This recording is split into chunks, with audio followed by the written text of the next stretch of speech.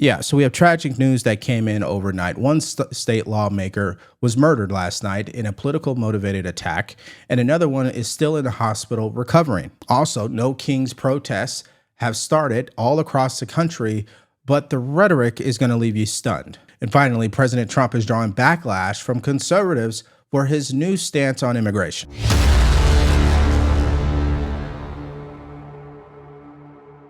Two Minnesota lawmakers and their spouses were shot overnight at their homes in what officials are calling a politically motivated attack. One of the lawmakers, State Representative Melissa Hortman, was killed, and so was her husband. Hortman was the top House Democratic leader in the state legislature and a former Minnesota House Speaker. State Senator John Hoffman and his wife were also shot in their homes. In their home, they are in the hospital after undergoing surgery. Officials say they are optimistic that they will survive.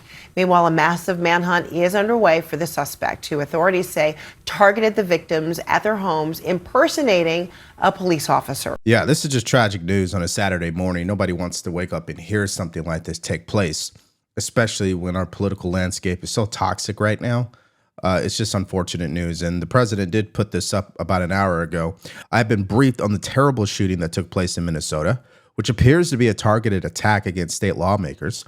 Our Attorney General, Pam Bondi, and the FBI are investigating the situation, and they will be prosecuting anyone involved to the fullest extent of the law. Such horrific violence would not be tolerated in the United States of America. God bless the great people of Minnesota, a truly great place. Now, the governor, Tim Walz, has already called this a politically motivated attack. Now, I want you guys to listen to the details in this next clip because it really shows you how chilling this tragedy is. Take a listen. All of this started to unfold around 2 in the morning overnight when police say that they got a call about a shooting at a residence at Minnesota State Senator John Hoffman's home. They entered and they found both his wife and State Senator Hoffman were shot and injured. Both of them, as you mentioned, went into surgery and they are expected to survive.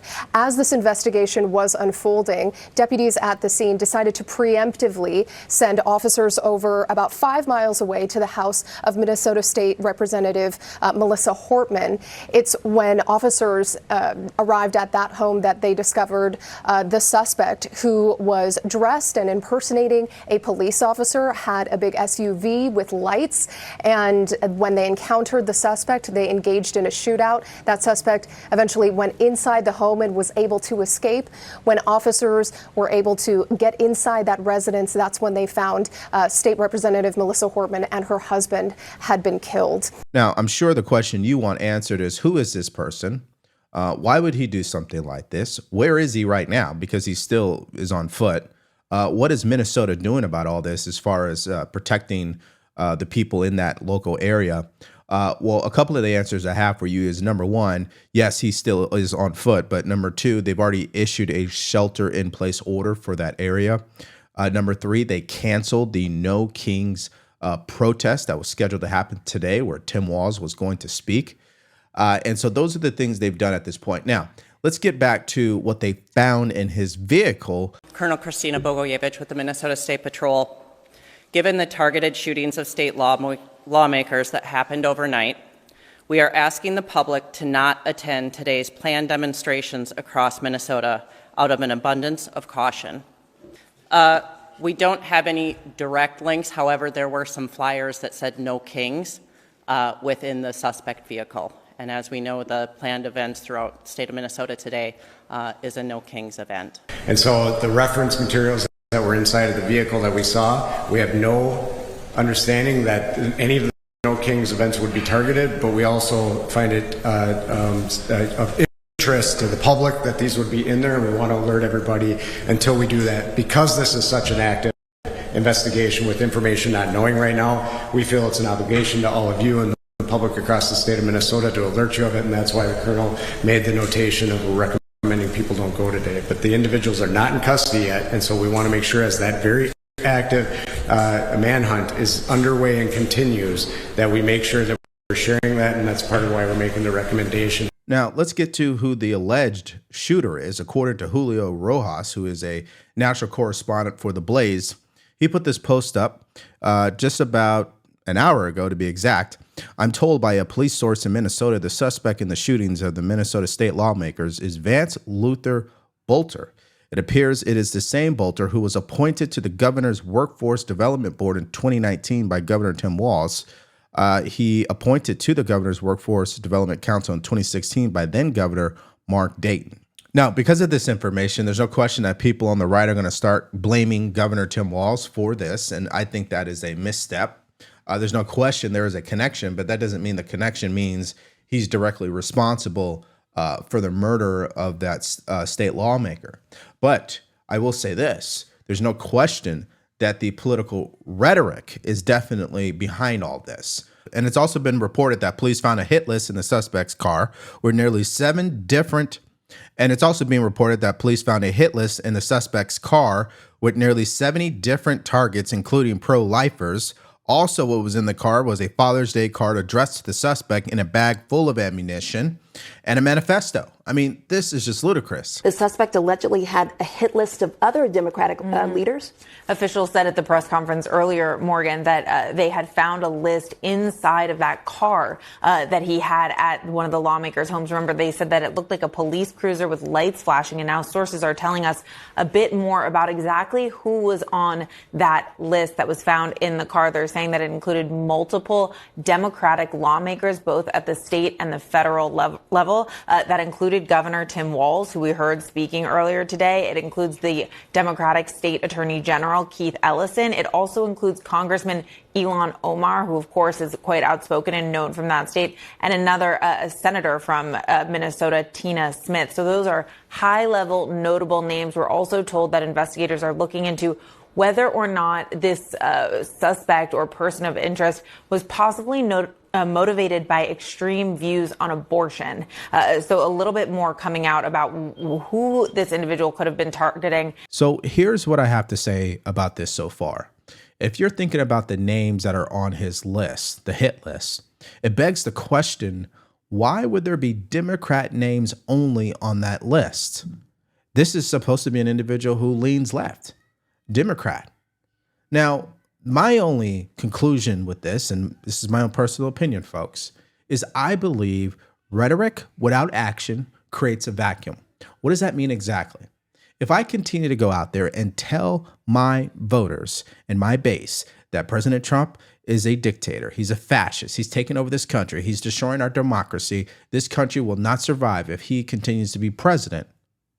But then 2 days later, I'm on a beach sipping margaritas, taking selfies, hanging out with my colleagues. And in some cases, I'm taking a picture with the president, shaking his hand and smiling. What does that do for a person who's mentally unwell, who takes those statements literally? It violates their entire way that they see the world. So step one for them would be what? Take the people out who they thought they can trust. That's exactly what's happening here. And so that's what I think is actually taking place here. So I guess it begs the question, like, what is the whole point to this? Well, here's one theory. What was the ultimate game plan? Was it to continue to get through this list, to go as far down with as many attacks or assassinations as possible until he was stopped by police? What we know now is that at his first location, he did his first attack in the pre-dawn hours of the morning in the darkness. That preemptively, police went to the second location where the nearest other elected state official was and ran straight into the suspect. The Brooklyn Park, Minnesota police exchanged shots with the individual, which caused him to flee towards the house and then into the darkness. But that also made him leave that car, all of that evidence, and potentially part of his plan behind. Tax day may have passed, but for millions of Americans, the real trouble is just the beginning. If you missed the April 15th deadline or still owe back taxes, the IRS is ramping up enforcement. Every day you wait only makes things worse. This is why I trust my friends at Tax Network USA to help people just like you. Whether you're self-employed or you're a business owner, even if your books are a mess, they got you covered. Tax Network USA specializes in cleaning up financial chaos and getting you back on track fast.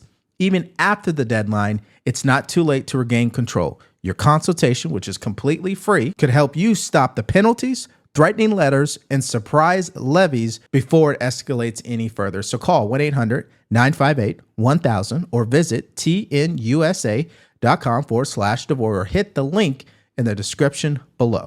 Now, with the idea that they exchanged gunfire, the fact that he was described as wearing a tactical vest, probably body armor, likely bullet resistant, he may be wounded, or the vest may have deflected that, but he is with whatever weapons he had on him, without a vehicle, and still theoretically on the move somewhere in that area that he could have gotten by foot, or perhaps called an associate or a friend to pick him up. So that hunt is still extraordinarily intense. Now, the other interesting story that's coming out of this tragic event is that the state representative, Melissa Hortman, had recently sided with Republicans in her state by voting for a bill that would repeal health benefits for illegal aliens. Here is a video that is going around social media showing her remorse for voting this way. Take a listen. The debate was emotional and at times very personal for some of them, and there were concerns that the fierce pushback could derail the deal. What I worry about is the people who will lose their health insurance. I know that people will be hurt by that vote, and we worked very hard to try to get a budget deal that wouldn't include that provision. And we tried any other way we could to come to a budget agreement with Republicans, and they wouldn't have it. Yeah, so at this point, we're left with more questions than answers. And right now, I want to focus on one of them, which is why do Americans think that we need to use a bullet instead of the ballot to make our point? Why is that? Why has the political climate become so toxic that people are turning to violence? Well, in some sense, it always comes down to mindset. Whatever you continue to repeat to yourself and whatever you continue to consume over and over again, you believe. Unless you're able to exercise emotional maturity, you're able to discern the truth from what is not true. And that's what the average person is unable to do because they don't practice it. So whatever their elected leaders tell them, they just eat it up. And a perfect example of what's happening today at the No King protests where they're chanting these words. Take a listen. In the name of humanity. In the name of humanity. In the name of humanity. In the name of humanity. We refuse to accept. We refuse to accept. We refuse to accept. We refuse to accept. A fascist America. A fascist America. Trump must go now. Trump must go now. Trump must go now. Trump must go now. Trump must go now. Trump must go now. Okay, so let's just initially react to that. Now, First Amendment right, free speech, they can say whatever they want to say. There's no problem I have with that. But there is a consequence to what you're saying. What you repeat to yourself, what you continue to chant becomes your mantra, becomes your way of life, the way you see things. And if you're continuing to go out there and tell people that Trump must go, some loony on your side will pick up a rifle or a weapon and try to take the president out. I mean, it's just that simple. That's exactly what's been taking place. It's exactly what happened to the CEO of United Healthcare, who was murdered in cold blood. And it's exactly what happened with the two staffers at the Israeli embassy. I mean, it's a rhetoric, okay? It's a thought, it's a speech, then it's a feeling, then it turns into an action. And that's what these political leaders are not understanding. I think they're underestimating the impact of their words. Now, some of these people just think, oh, it's just words. I mean, who's really going to take me seriously? In a country of almost 400 million people, someone will. Last birthday on earth, motherfucker! May this be your last birthday on earth, you fascist motherfucker! Fascists go home! Dump Musk! Musk, ketamine overdose! Musk, ketamine overdose! Musk, ketamine overdose! Musk, ketamine overdose! Musk, ketamine overdose! So if you are doing everything that the Constitution gives you to do to hold a mad king accountable, you're not doing it right. He's got to go. He's got to go. He has got to go. He has got to go. He has got to go. He has got to go. So again, if you're listening to that rhetoric that he has to go, for a mentally unwell individual, what does that mean for them if he doesn't go? If he's still president 12 months from now? They're going to start taking matters into their own hands, and they're going to seek to assassinate the president of the United States. Now, according to Democrat leaders, this rhetoric does not need to be toned down. This is perfectly fine. See, that's why it's a lose-lose for Democrats, because of the strategy that they are choosing to deploy. They're more in a reaction mode instead of being more strategic with the way that they respond. They believe the more emotional and the more dramatic they are, I guess the more effective they will be as a party. But that comes with its downsides, because the more you say that everything is extreme, how do we know when it's not? If everything is an emergency, how do we know when it's not? Everything cannot be an emergency and you think you're going to be effective. It doesn't work that way. And in this next clip, we have the Los Angeles mayor finally saying something that she should have been saying from day one, and that is that violence will not be tolerated. Take a listen. And my message to Angelenos is to stay safe, stay alert, and follow guidance from law enforcement officers who will be located throughout the city. We will not allow violence, vandalism, or other dangerous behavior, so don't even try. Don't even try it in the city today. You will be held accountable to the full extent of the law. Protest peacefully. And what's interesting is it's all about what state you're in, based on how they describe what's going to happen if people choose violence. Now, the Los Angeles mayor is very passive in her response to people who were obviously vandalizing downtown Los Angeles and the local businesses there, and even assaulting law enforcement officers. She was weak in her response in that regard. But when you look at Florida, they don't play any games. Listen to this clip from the sheriff that actually drew a lot of backlash from people on the left. Take a listen.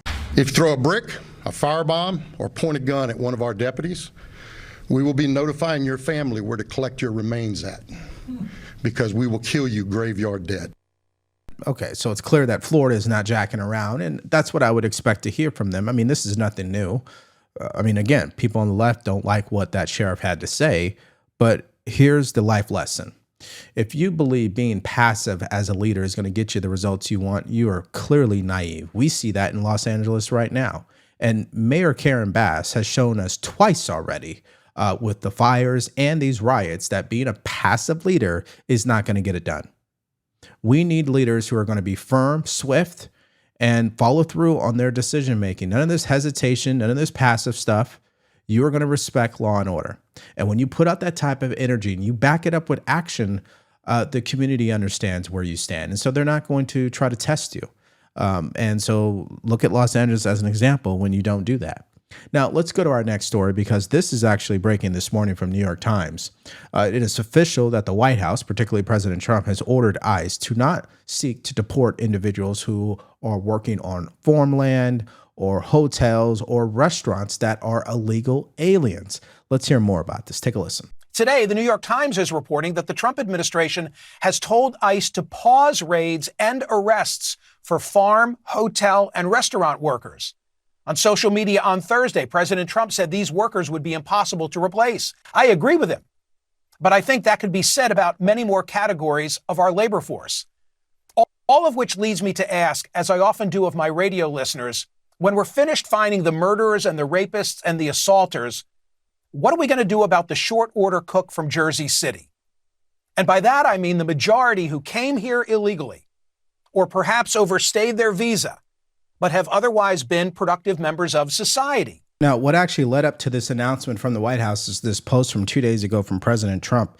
Let's just read it to you here. Our great farmers and people in the hotel and leisure business have been stating that our very aggressive policy on immigration is taking very good, long-time workers away from them, with those jobs being almost impossible to replace. In many cases, the criminals allowed into our country by the very stupid Biden open border policy are applying for these jobs. This is not good. We must protect our farmers, but get the criminals out of the USA. Changes are coming. Now, if you ask me, this is a double binding message, meaning what? On one hand, President Trump has promised to deport all illegal aliens, but on the other, he's making exceptions, and that's not going to bode well for people who voted for him. What made you change your mind about targeting in California farmers and people in the hotel and leisure business? Well, we're not targeting. In fact, If you look today, I put out a statement today about farmers.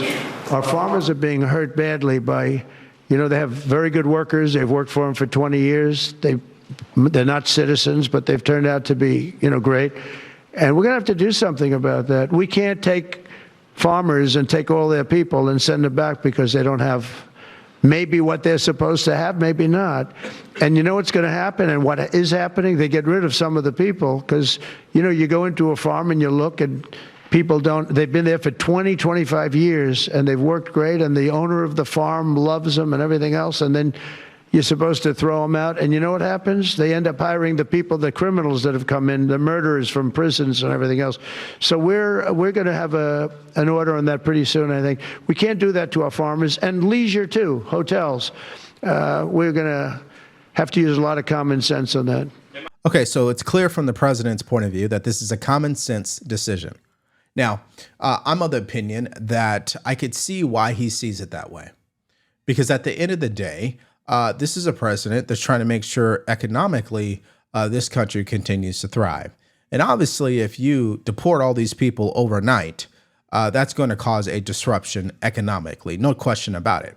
Now, what's fascinating, though, on the left is that these are the same people who cry about the wage gap and inequality, but support illegal aliens crossing the border illegally and then getting a lower wage job where in some cases they're paid under the table at a lower wage versus if an American citizen was hired for that job. So I don't know how you make sense of that either. And what's also interesting, if we go back to people on the right, some people don't even support President Trump for making this decision. They want to see all illegal aliens deported, no matter how long they've been in this country. I don't care if it's 50 years or one day.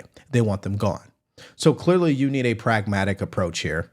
You need an approach that's going to not only, I would say, serve the short-term interest of our country economically, but also the long-term interest of our country from a safety standpoint. And I think that's what the president is doing here. But again, a lot of people are not supporting him, especially on the right. So now it's a perfect time to get your guys' reaction in the comment section to these stories today. Let's just start with where we ended here. Do you support the president for making this decision? Let me know if you do or if you don't and why that is. Also, what's your reaction to the tragic news of those state lawmakers being targeted, obviously in a political motivated situation there? This guy is unhinged, no question. And then what do you think about people's reaction to it, and including the No Kings protests that are happening across the country? Give me all of your thoughts and more in the comment section below. Now, as you already know, the protests are happening today across the country, and we're still on standby to see if it's going to turn violent. But one thing's for sure, yesterday, Gavin Newsom suffered another legal blow. And so if you want to hear more information about that and the stories from yesterday, all you have to do is click on that video because it's coming up right now.